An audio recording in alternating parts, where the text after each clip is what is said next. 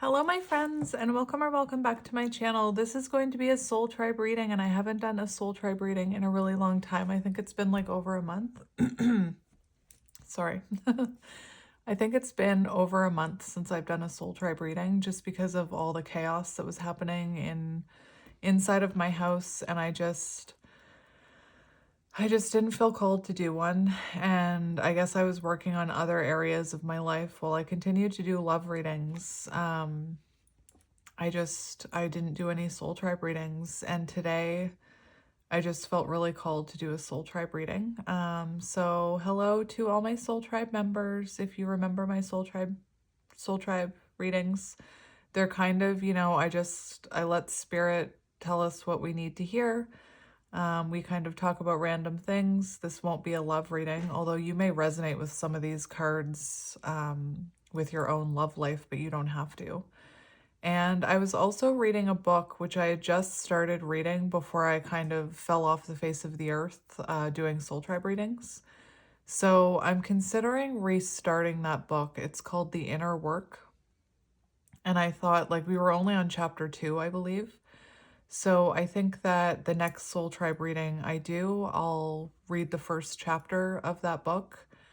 Maybe today I'll read the introduction, and I'm just going to go grab it, and I'm not going to pause the video because sometimes it takes a while for me to stitch the videos together. So if I can do this in one take, that would be much better.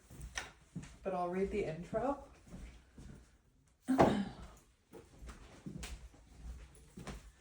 So this is the book that we were reading, and like I said, we only got into the first chapter in that reading. But I wanted to, I've been doing love readings for like a month straight, and I enjoy doing readings other than love readings. Especially, I love connecting with my soul tribe. So I'm happy to see you. And just honestly, today I just felt like I needed to spend some time with my people. I was gonna get on camera, but like I'm not feeling the best today, and I was worried.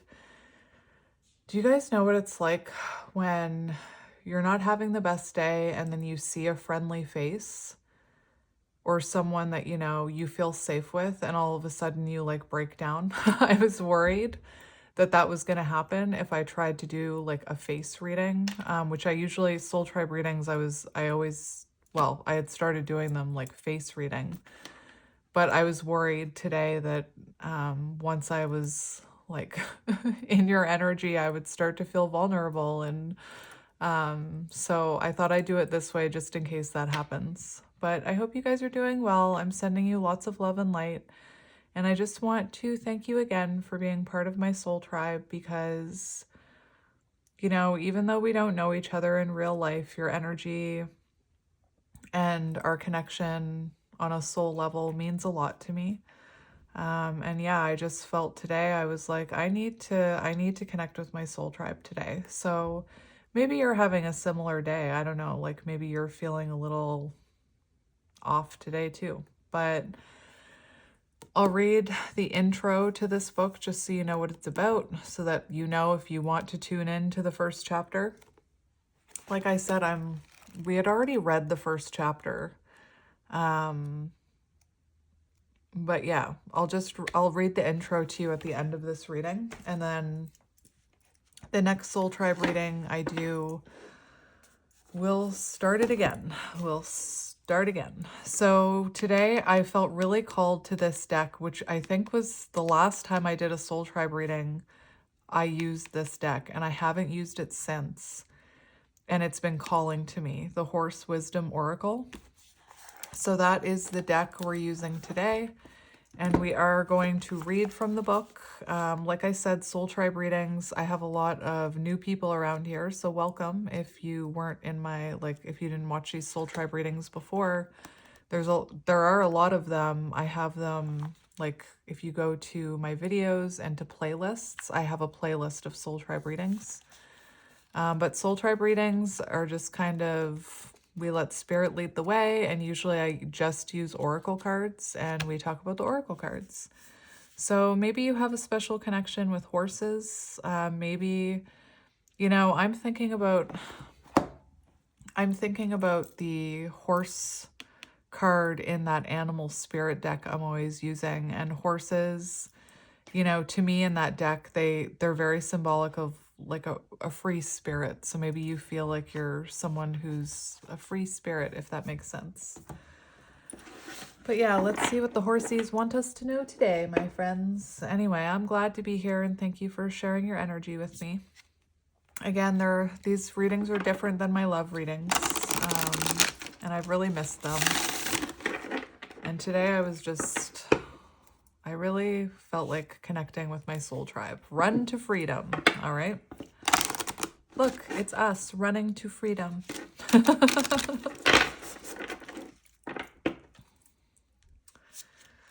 So let's see what we need to hear. All right, let's get into it. So I always read the bottom of the deck, and we have Mystic Spring 33. Oh my gosh, that's my magical number. 33 is a number that has followed me around my entire life. I used to live at a house that was 33, and then when I moved from that house, I ended up buying a duplex, like a double-sided duplex. So I lived in one side and rented out the other. That was also number 33. You'll notice my name has 333 in it. It's always been one of my favorite numbers. So I love that that came out. That's a little bit magical to me. And we have a unicorn. We don't just have a horse. We have a freaking unicorn. So beautiful. So let's look at number 33. I opened right up to it, and it's on page 90 and 91, if that's symbolic to you. The number 9, you know, reminds me of the hermit energy. So journey of self. Maybe you're on like some sort of hermit journey yourself. So let's read it together.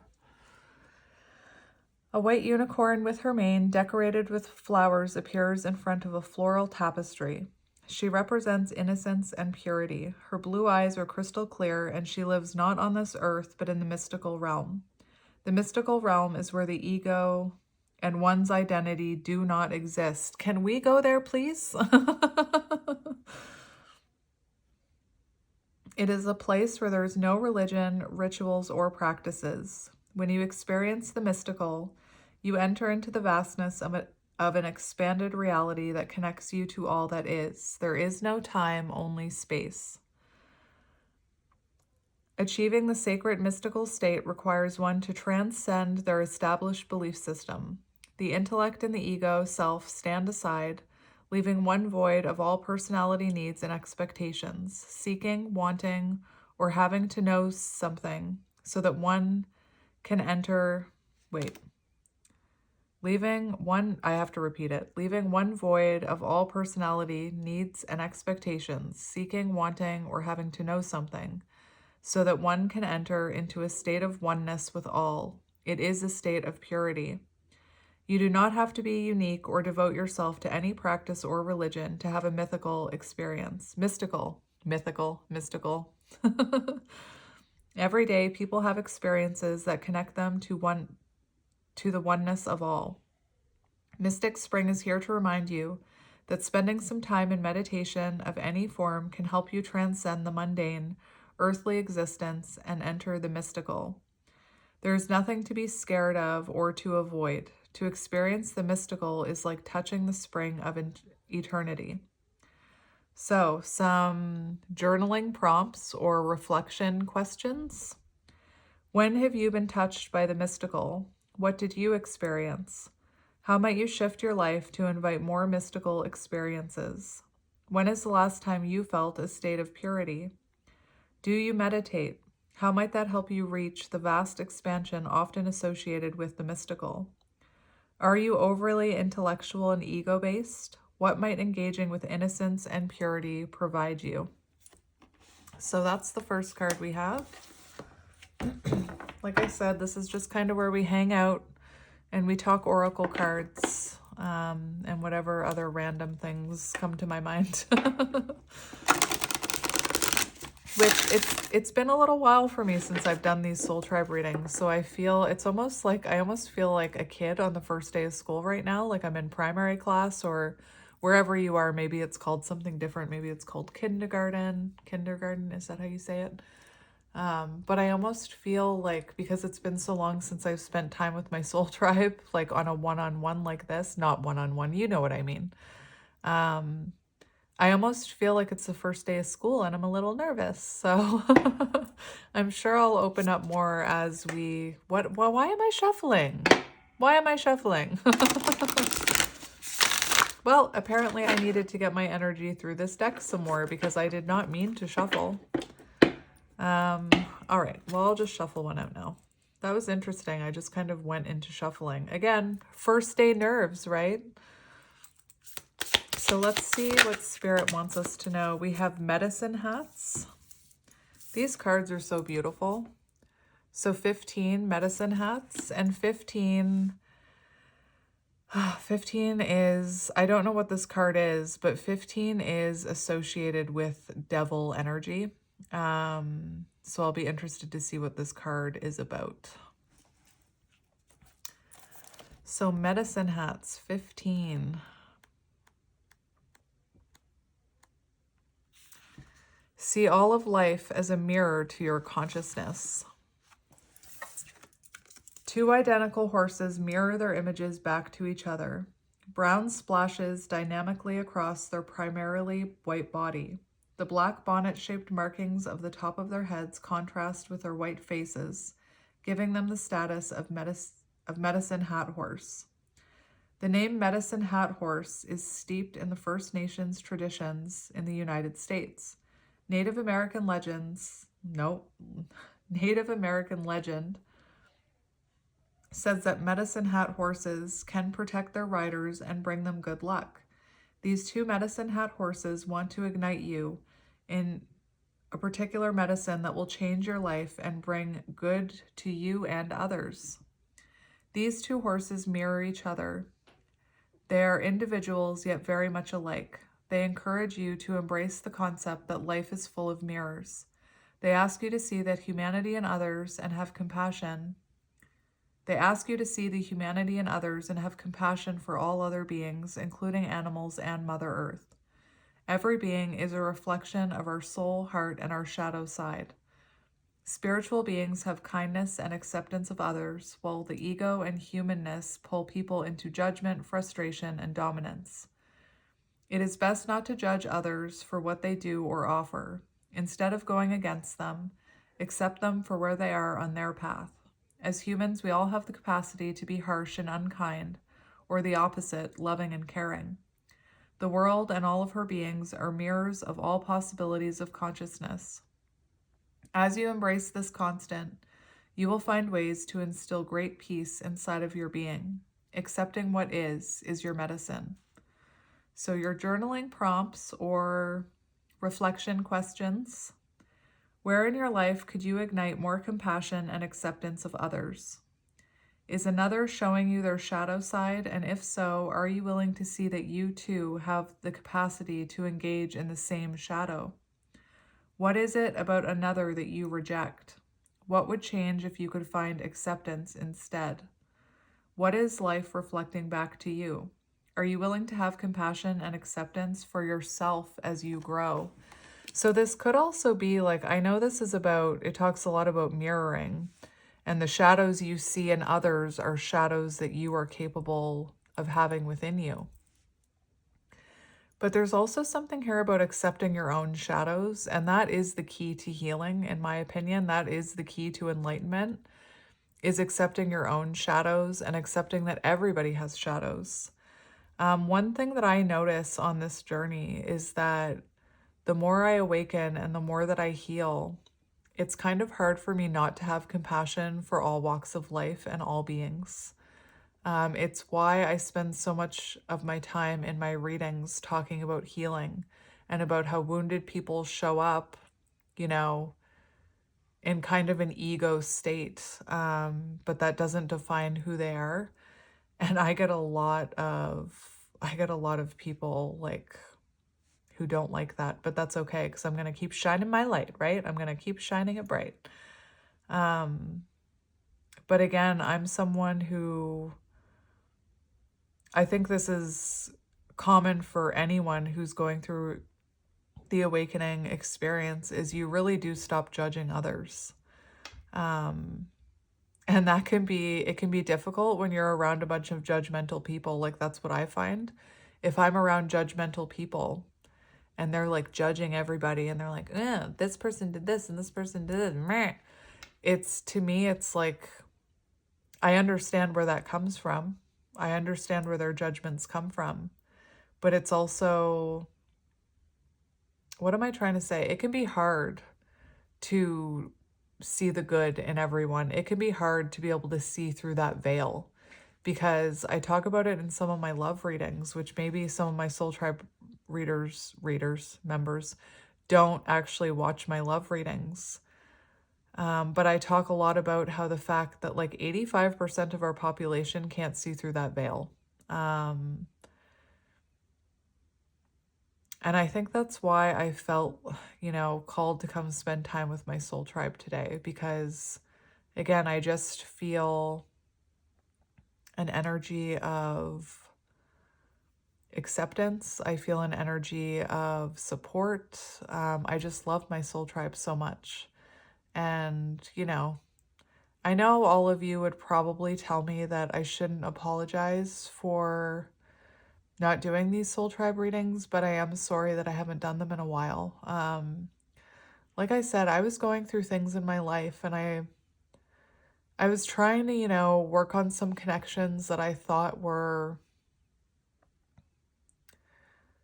I don't want to say watering dead plants, but I was kind of giving my attention to things that weren't really reciprocating that attention. And one of the things that I kept feeling was like a little unseen by those people, or like,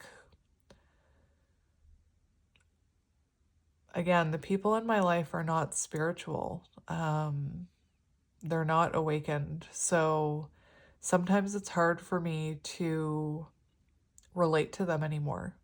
Like, for example, I used to talk about my friend who's not awakened. And before I awakened, we would just complain about life. And now I don't really have anything to complain about, like I see the good, I see the gratitude in my life. But anyway, I know that I shouldn't apologize for not doing soul tribe readings, but I kind of felt like I needed to apologize because, again, I can already hear some of you like, you don't need to apologize. I'm mainly apologizing to myself, I think, because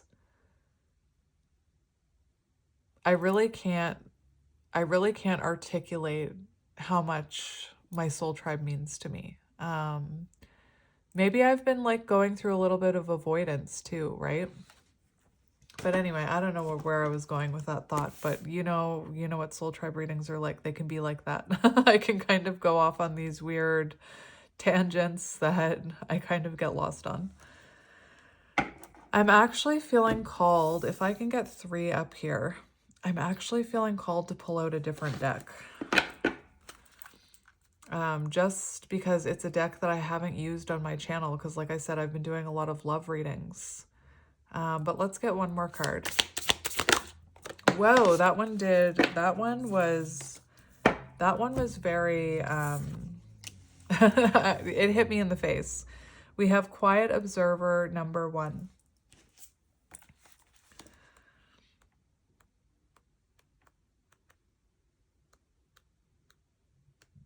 Again, I have it feels like the first day of school jitters right now for me. So hopefully these soul tribe readings get back on track. Control your reactivity by pausing. Ouch. Ouch. Ouch. I have to say, one of the things I'm most thankful for is being very open to being self-aware. I can see, I knew I was going to cry. I can admit, I can admit that I have a problem with reactivity. And I do talk about that in my love readings. That is something that's been an ongoing process for me. And that reactivity comes from wounding. It comes from your ego. It comes from You know, yes, there's a healthy amount of ego, but our ego wants to keep us safe. And that's why people react. Interestingly enough, I've been pulling the Scorpion card a lot out of in love readings. And that card talks about a reactivity or an intensity that comes from an unresolved issue in the past. So it comes from wounding. And it's almost like when someone reacts, and I know this is true for me, it's because they're poking at an unhealed wound, you know? Like for example, I could already hear the lesson in what I was saying to you about not feeling seen by like I feel so seen and embraced by my community here. And then in like my muggle world, I don't feel seen. And when I was saying that, I could hear my guides telling me that's a wound. That's a wound that stems from childhood. You never felt seen by your parents. You never felt embraced by your parents. So whenever I feel that energy of feeling unseen, it triggers that childhood wound in me. See, I knew I was going to cry. That's why I didn't do a face reading. Again, I feel so vulnerable with my soul tribe. I can't help it. So it's not their fault that they don't see me. That's not their fault. It's not their fault that the veil is like really thick and heavy over their eyes and they're just, you know, stuck in muggle land.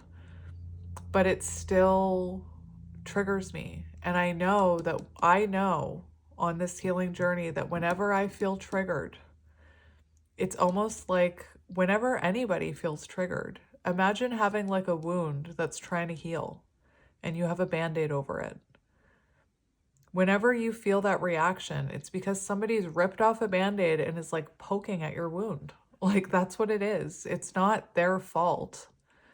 That reaction comes from within. And that's what we need to remember when other people have reactions towards us.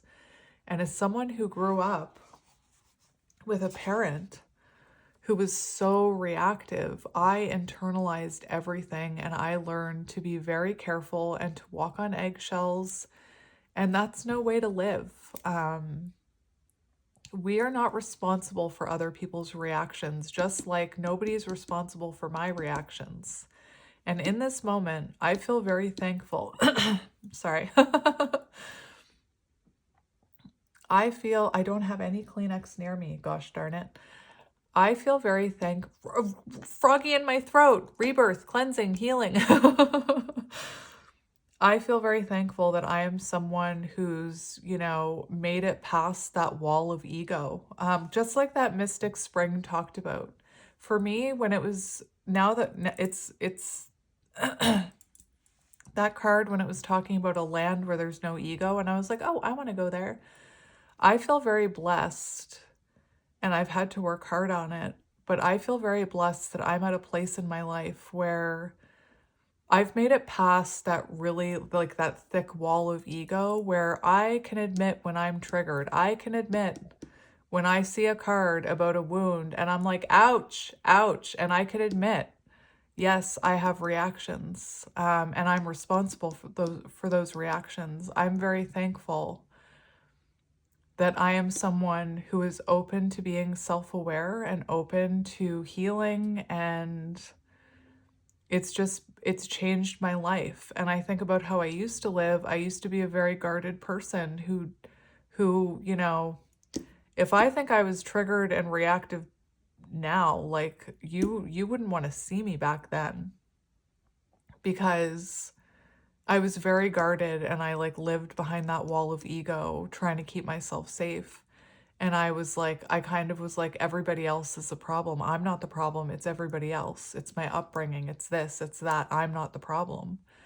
But I think just like alcoholism, the first step is to admit that you are part of the problem. And I'm just very thankful that I can look at this card that talks about reactivity. I haven't even read it yet, and be like very open and honest. Yes, I still struggle with my reactions, but I also know where that comes from. I know that it's not anybody's fault that I'm reacting. It's something within me. But I also know that it doesn't make me a bad person. It just means that something unhealed within me is being triggered. And again, I was hearing that when I said I've been feeling very unseen in my muggle world, because the contrast is so different, like from this community to my muggle world. It's like night and day. Um, and I just really feel in like my muggle world, it's almost like I have to dim my light or I can't show up as this like unicorn that I want to be, if that makes sense. Anyway. So yes, I'm very happy to be here with you, my people, today. And I'm hoping that you can resonate to some of what I'm saying, because the other thing I don't want you to, I'm not looking for sympathy. Like, I'm really not. I don't need sympathy. But again, I'm very thankful that I am on this journey, because it's freed my soul. Like, I used to be such an unhappy, insecure, lonely person, and it's freed my soul, and I feel such a strong connection to spirit, which, again, nobody in my life understands that. I would never dream of going around my muggle people and being like, oh, spirit says this and my guides say this. I would never say that. And that's another thing, like when I do these readings, even like love readings, I feel I can be very open about that. Like, oh, my guides said this, and I heard my guides say that, and my guides are guiding me to do this, and spirit this and spirit that. It's so freeing.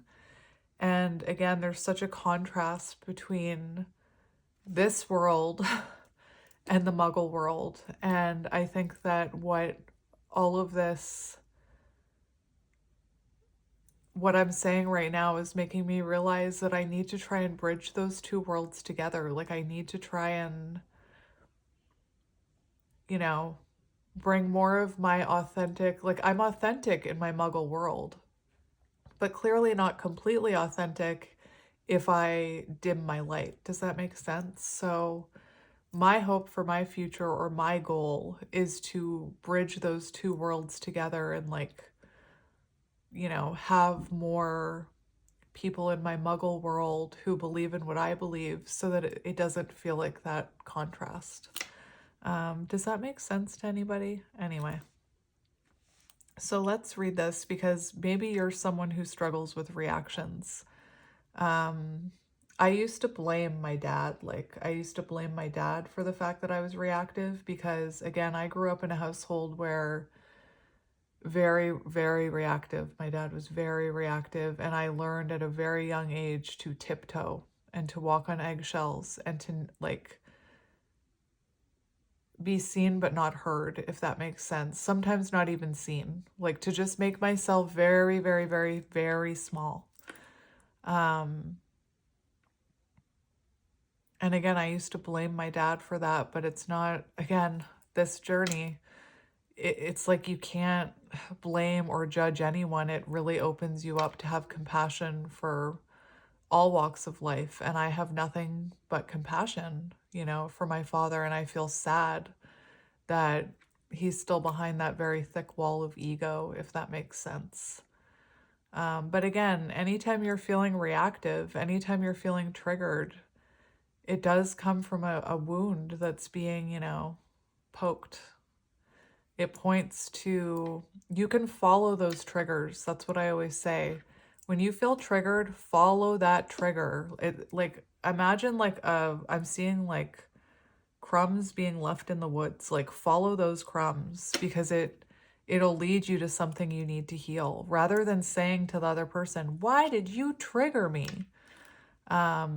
It's about pause, reflect. Why am I being triggered? What is it telling me? That energy of feeling unseen, I already know where that comes from. It comes from a childhood wound. Six of Wands in reverse, if anybody's into tarot. Six of Wands in reverse, feeling unseen, feeling neglected. And what I always tell people is, as long as you love yourself, you can never, be neglected, because you're always there for yourself. But anyway, I'm rambling a little, but that's okay. Horses are known to be reactive animals. Maybe I was a horse in a past life. I am a free spirit. I do love being a unicorn. I do. Their most common response when startled or spooked is to take flight. Other times they may freeze, unable to move their body. And lastly, they can fight back against that which scares them. Like becoming defensive, right? Every horse can learn how to be non-reactive and stand her ground regardless of the activity in the environment around her. See, there is hope. Every horse can learn how to not react. Do you hear? Each time she does so, she gains more strength and power to quietly observe and wait before allowing her body to take over her mind.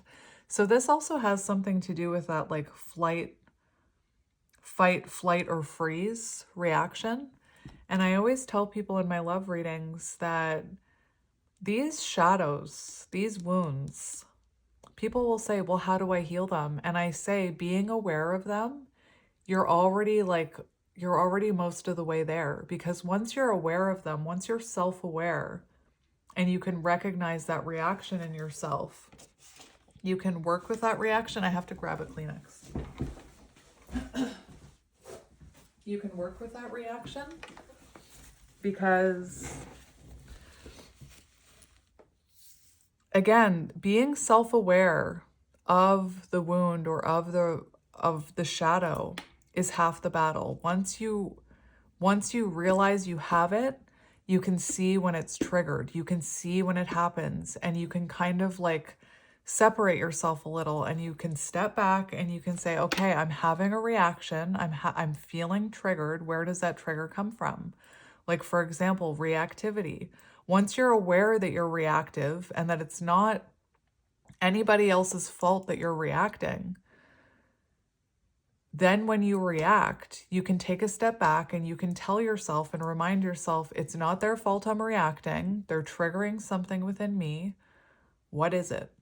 That's also a thing that I try and talk about in my love readings is like, don't ever respond from a triggered place. And I'm like, just being completely honest with my people here, I really struggle with that because my old response when I was feeling triggered would be to run.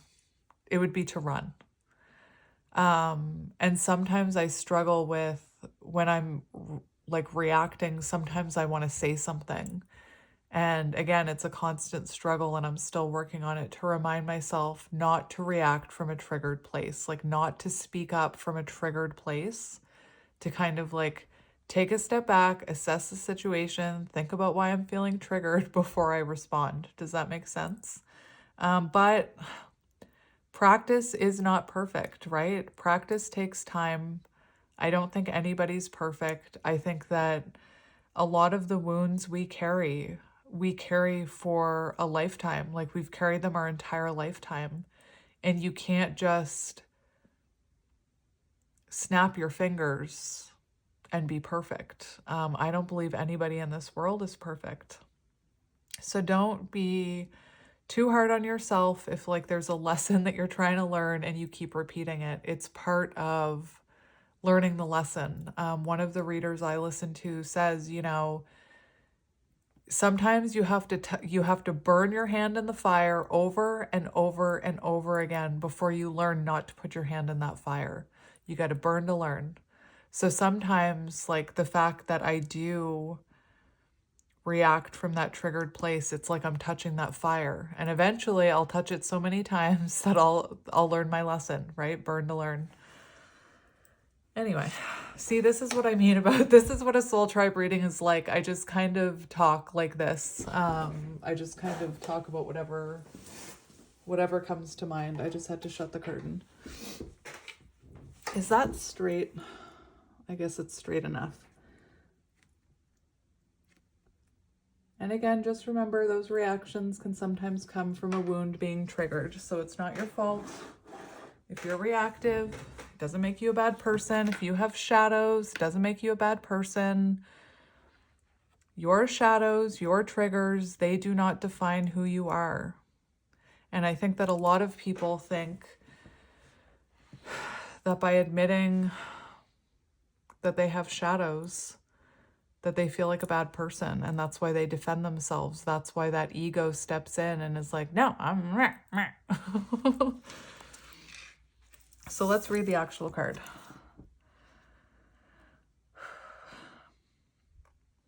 So she becomes a leader the more she can stand amid chaos or uncertainty and wait for the right time to respond. Yep. Other herd members will seek her out when times are stressful because they rely on the skills she has developed. She hones her ability to feel discomfort and tension within, but controls her responses. This is also making me think of like King of Cups energy. So King of Cups energy is very balanced with the head and the heart, so they don't have those emotional reactions. And again, just because like I used to believe because I was a reactive person that it made me a bad person. And that's not true. It's not true. And I'm still working on it. I'm getting better every day. Like I don't want to, Spirit's telling me not to put myself down too much because I have made like a lot of progress. I wouldn't even say that I respond from a triggered place. I maybe don't wait as long as I should to respond, but I've learned how to like think about my response and like if I'm writing to someone, for example, I've learned how to reread it a few times to make sure there's nothing like reactive in it. I'm working with like an occupational therapist. So I have made leaps and bounds, so I shouldn't be sitting here being so hard on myself, Spirit says. She waits quietly, primarily for herself to become neutral in body and mind, knowing that when she pauses to watch, listen, and observe, she can then make her decisions or take actions that are true for her entire being. She will make the wisest decision when she takes time to calm herself. Clearly, I needed this card. So, journaling prompts or reflection questions. Are you in a situation where waiting quietly and observing would give you more information? It's funny because something about this card, it talks about waiting quietly and observing. And this card talks about, or maybe it's this card, one of these cards talked about how our ego can make us impatient and want answers and want us to like fix the problem, right? In what areas of life would patience support you? I need to work on my patience. Are you allowing other people's demands or reactions to influence how you respond? For a long time, I did. Until that therapist got it through my head that other people's reactions have nothing to do with me and it's not my responsibility. What action or decision is true for you at this time? So take those as they resonate, my friend. I had gotten really good at not apologizing for rambling, and for some reason, again, first day jitters, first day at school jitters, I'm like feeling the need to apologize, and I don't want to. So this one, I haven't used this deck on my channel because, like I said, I do a lot of love readings, and this deck is from Etsy, and it's called the Inner Child Oracle Deck by Nikyla Maria. Art by Bunny Brown. And I find that as as a highly spiritual being who likes to vocal stim. Otherwise, the world nowadays labels that as autistic. I like vocal stimming, and something about Bunny Brown is very vocal stimmy to me. Bunny Brown. So I felt called to just pull it out randomly right now. So let's see what we need to hear from this. I'll just get two. We'll get two from this. Like I said, I haven't used this on my channel at all for love readings. I'm sure I will pull it out in a love reading eventually. Whoops. Maybe I was saving it. Like maybe deep down I knew I was saving it for, look, shame. I almost want to get that because of what I was talking about. Maybe I was saving it just for this moment. How I was talking about, like, I used to feel ashamed of my shadows. There's something about that. I just felt called to take it. Ah, that's better. So let's see what we need to hear today from this childhood wound, the inner child deck. Is that what it's called? The inner child oracle deck. So what do our little inner children need to hear today? Other than that card, which is 19, which is the energy of the sun. So again, we shouldn't be ashamed of our shadows. Our shadows are an indication of what needs to heal. So what does my soul tribe need to hear? Okay, then. We have 2 cards right away. We have abuse and we have rebellion. I don't know what these cards are about, but I'm going to be very transparent, which I usually am, but I'm going to be very transparent with my soul tribe here, which is when I started experiencing abuse in my home, I started to rebel. I started to and I remember my parents said to me, "What happened to you? You used to be a good child." And I didn't know what was going on with me. I didn't know why all of a sudden I started rebelling. But in therapy, I made the connection that it happened right around the time that I started witnessing abuse in my home. And there was always,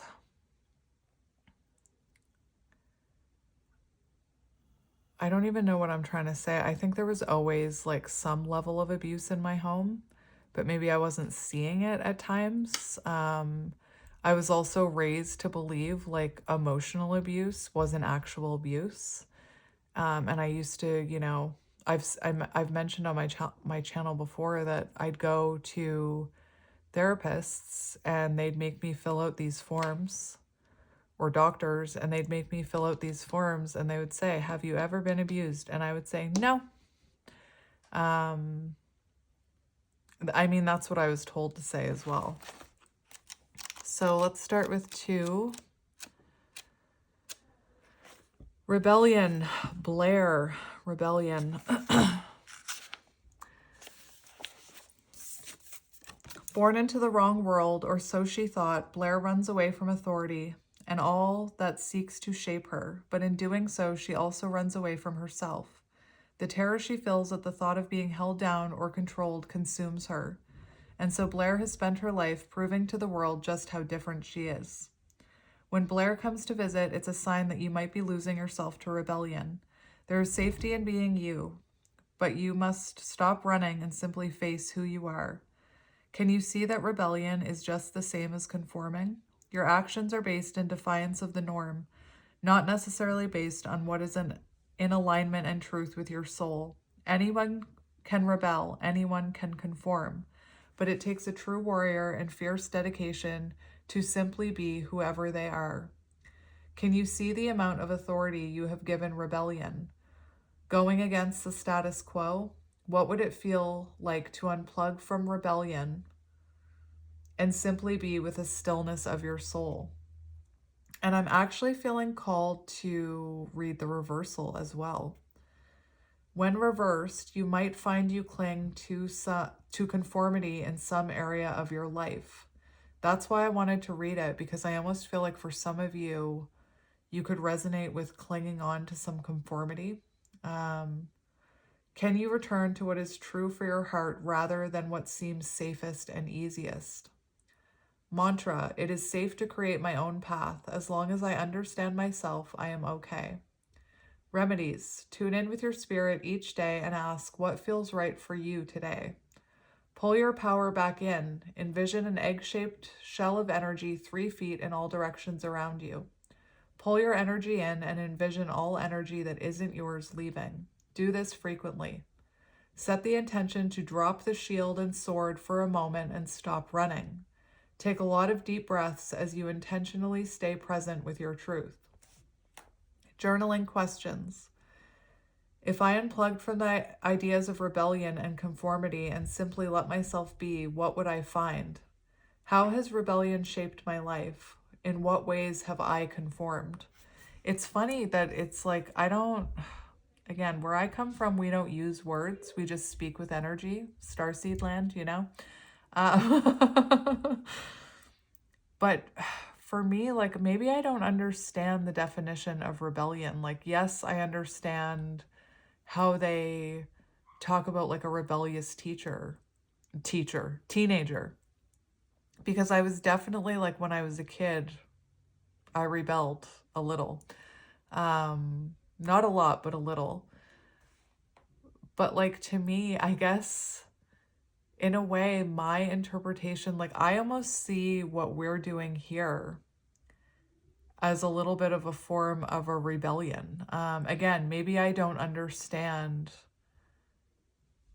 as a spiritual being and autistic, I don't understand what rebellion actually means, because to me, to rebel feels like to rebel from the norm, to not follow the crowd. And to me, like, again, I could be very mistaken, but like, to me, to almost rebel from society and rebel from that black and white thinking is almost like a form of rebellion. I don't know if I'm making any sense to anybody, but I'm just thinking out loud to myself here, like, maybe I need to look up what rebellion actually means. I almost see us as spiritual rebels. Does that make sense? Like, that's kind of how I'm going to have to reflect on that. I don't know if anybody knows what I'm trying to say, but I'm going to have to reflect on that, because like, I almost kind of see spirituality a little bit as a form of rebellion against society. Does that make sense? I'm sure I make sense to somebody here. And for some reason, I'm going to 14 first. Abuse. My name is Rosie, and I don't need you. I don't need anyone. Oh dear, I'm feeling a little bit triggered by this one. All anybody ever did was hurt me, so now I only worry about me, myself, and I. I don't necessarily resonate with what this is about to say, the next few lines, but I resonate with the energy of like being hurt and like building a wall around yourself and not letting anybody else in. I did knock down that wall years ago, but in the past I can really resonate with kind of building a wall around me because of what I went through. I am the coolest, strongest kid in the school, and I am not afraid to show it. I do not resonate with that. I find power in picking on others, from the smallest animals to the largest bullies. The world needs to toughen up a little anyways. So this is reminding me of, like, again, we were talking about compassion, and the compassion I feel towards people who, like, you know, are bullies, so to speak. I've always felt compassion towards people who are bullies, because they probably come from homes where they are bullied, you know, where they were pushed around, and then they kind of project that or reenact that cycle with other people. Rosie represents the inner child who sometimes comes out and closes our hearts and spirits to the world. This part of your inner child was hurt by someone who claimed to love her, and this is the biggest betrayal of all. She, he, or they. Yeah, I love that this book says she, he, and they. I love that. Are hurting and in a constant fight mode. This is the part of you that pushes other people away before they can hurt you. Rosie is here to help that part of you heal. They, he, or she is needing attention and care. They need someone to show them consistent love and care that they can count on. And that person needs to be you.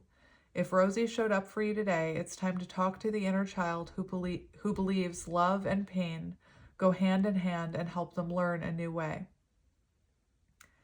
I'm also going to read the reversal. If this card is reversed, you are ready to let go of some of the stories of abuse that have held you hostage. You have done the deep inner work, and it's time to let this inner child be free.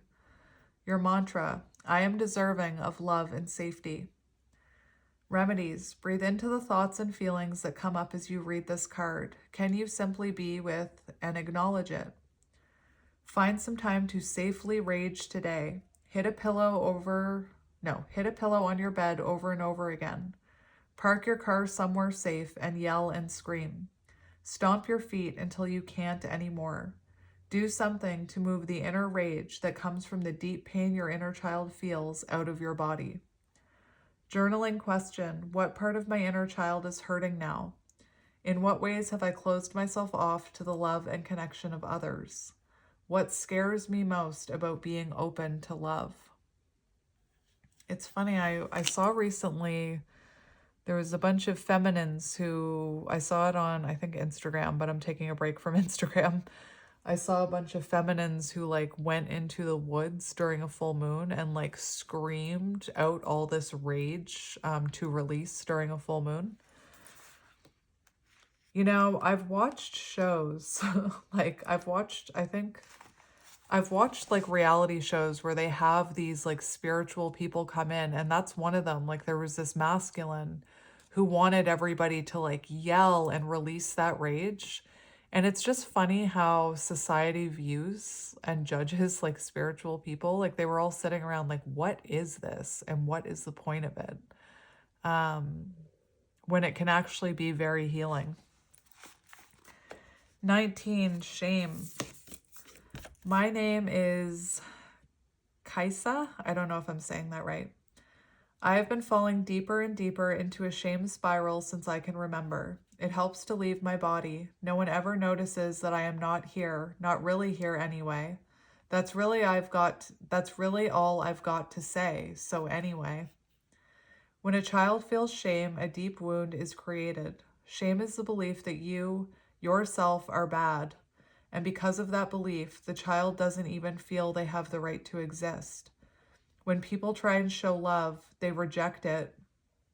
When people try to show love, they reject it because they feel so unworthy.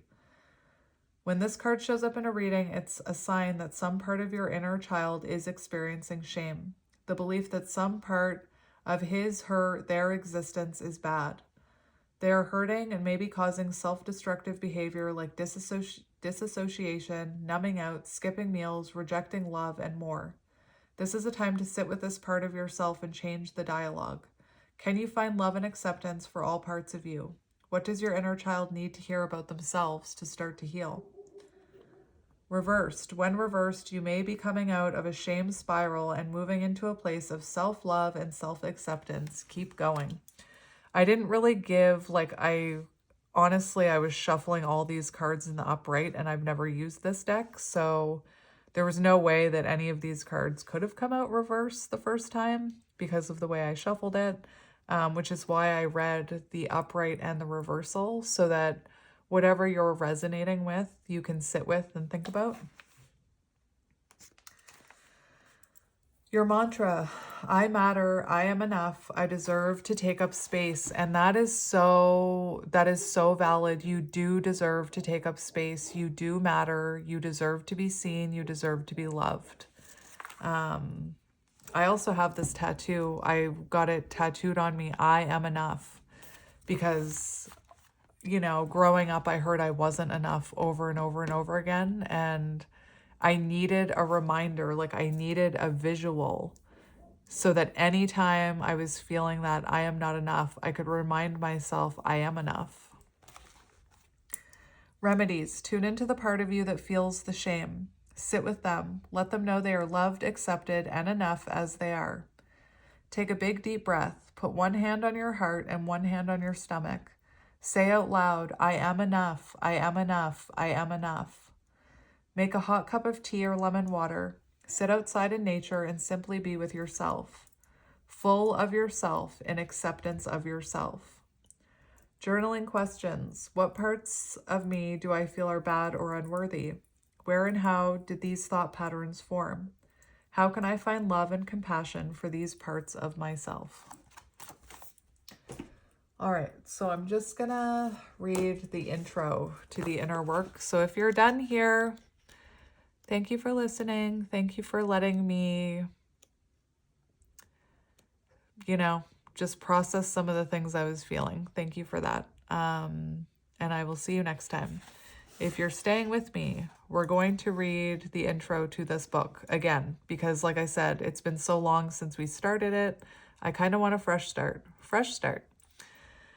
With a book such as this, it is important for us to clarify by all means this book is meant for us as much as it's meant for you. We're reading too, in a sense. We humbly bring this message forward in hopes that the inner work may bring you the same utter satisfaction and joy it has brought us. The inner work is for those who are ready to understand themselves on a deeper level and are yearning for true freedom and lasting happiness. It is especially for those who have read countless books on self-improvement and spirituality, but have yet to make lasting progress. No matter where you are in your journey, this book will help you acknowledge and overcome the obstacles which prevent you from experiencing optimal states of existence. To be truly liberated and happy, we have found that the practices shared within these pages must be applied consistently with conscious effort. Well, I already failed on that one because I didn't consistently read it. But it's never too late to try again, is what I'm hearing. There is no one and done prescription here. All true healing and change must come from an inner transformation of the soul by shedding our old limiting beliefs in order to embrace our greater destiny. This may bring about lifestyle changes that will reflect the inner work being done. It is important to understand the truth of our joy is not something that has to be learned, gained, acquired, but rather something we remember and awaken to. Because truth, we were all born with it, but it's programmed out of us. The fullness of our potential is already there and waiting right now. We just have our inner work. We have to do our inner work to reveal it. And for most of us, time will prove to be the greatest gift throughout the healing journey. It is with the sincerest love and humility that the truths within this book will help you in your spiritual awakening and return home to true freedom and lasting happiness. You are always being guided and are never alone. Everything is unfolding in perfect timing. You are exactly where you are supposed to be. All is love, all is divine, all is perfect. The answers are here now. And then I'm going to read the trigger warning because I think that's important. And then we're going to, like I said, the next time we're together, we'll read chapter 1 again. A caveat, is that how you say it? To be aware of.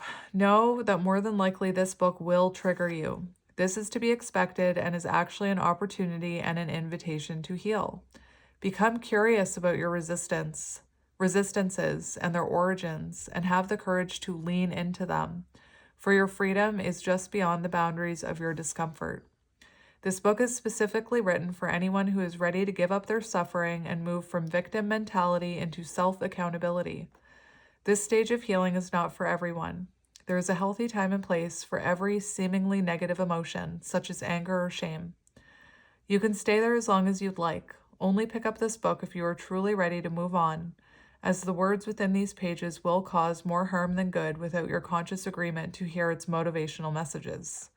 This is a non-denominational spiritual book, not a psychology or medical book, which pulls from a diverse plethora of religious and non-religious sources, including mystic, Christianity, Hinduism, Buddhism, and many more. If you have experienced any religious trauma, know that this is a safe space for you to take what spiritual truth serves you and leave behind what doesn't. Your path is yours to forge. There are many rivers that lead to the same sea. Lastly, this book is for all humans who want to be happy. All genders, races, religions, ethnicities, ages, and personal identifications can equally benefit from the truths shared inside the inner work. You are loved and perfect exactly as you are. You deserve to be happy and free. So, we're going to read chapter 1 next time, my friends, or part 1, whatever it's called. And again, I'm like, I don't know if this book is meant for people who are first awakening, maybe. I'm like 4 years into my awakening journey, and I feel like there's always work to be done. But it is like awakening has brought me a lot of happiness. Like again, I might be repeating myself a little, but I was someone I used to be so afraid that I would never know what true happiness felt like, and I would never know what it felt like to love myself. And that's what's, to me so important about spirituality is that is the gift it's given me. That's the gift that healing has given me. And all my life, I had like adults and doctors tell me that if you just take this medication, you'll be happy. If you just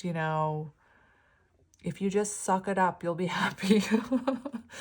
And that's why I feel so passionate about doing what I do, because it just means a lot to me. Anyway, I'm going to leave it here, my friends, but I am sending you all love and light. Thank you for spending your time with me. And I know I don't need to apologize, but I've missed all of you. I've missed doing these soul tribe readings, and it felt really refreshing and freeing to me to just sit here and spend time with you this afternoon. And like, yes, I love doing love readings, but I really needed this today.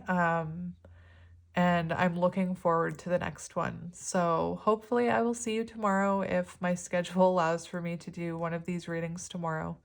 But expect to see more of these soul tribe readings because my soul needed it today. And I need more of this in my life. So again, I'm sending you lots of love and light, my friend, and I will talk to you soon. Bye.